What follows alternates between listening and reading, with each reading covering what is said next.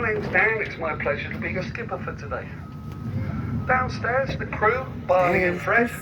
If you have any worries, problems or concerns whilst we're going round on the harbour tour, talk to one of the crew, please. They're only too pleased to help.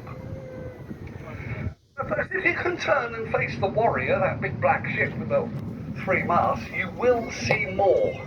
Because for the first half of the harbour tour, everything's over that side, the right-hand side. Warrior was the first of our iron-hulled warships, built in 1859 on the River Lee, commissioned in 1860. It was built on an 18-inch thick Burmatique frame that after they bolted the big iron plates onto.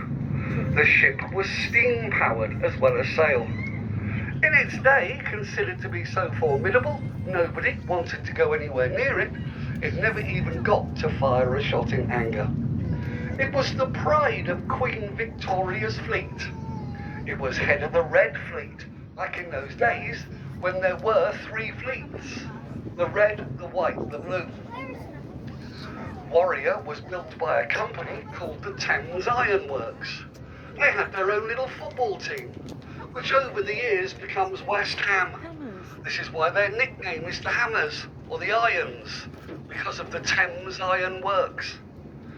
Please keep looking over that right-hand side, the side that the Warrior is, remember? For the first half of the tour, everything's over the right-hand side, which on a boat or a ship is called the starboard side.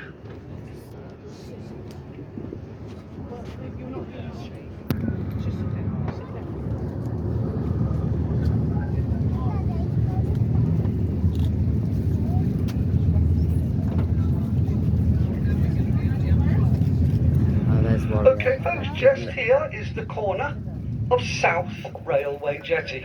It's the start of HMS Nelson. This is about 3.5 miles of continuous quay that's operated by the Navy. The big red brick building with the stone tower is Semaphore Tower, and it's home to the Queen's Harbour Masters. We call them the QHM for short. They have total control of every vessel's movement in and around this port, from the smallest workboats right up to the largest of the cross-channel ferries.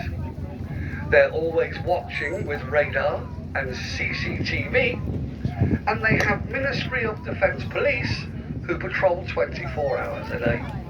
That's one the of the blue building off to the right there was the waiting room of a Victorian railway station.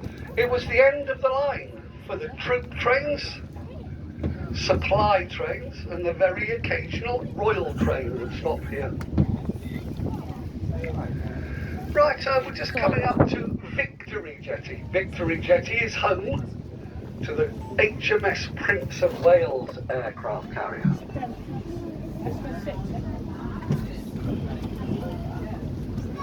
Now this is the second one to be built. They call them QEC, Queen Elizabeth class carriers. At 65,000 tons, these are the largest vessels ever built for our Navy. They were mostly built in Rosyth.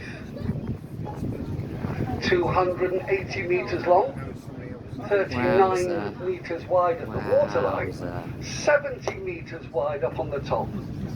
A full quota of aircraft is 36.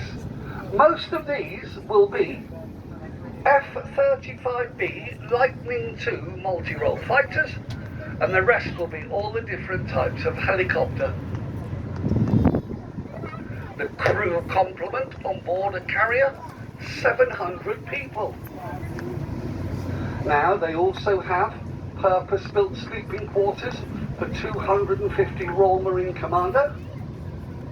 Then, when you add pilots, the air crew, and all the technicians, you're looking at 1,600 people on board the carrier.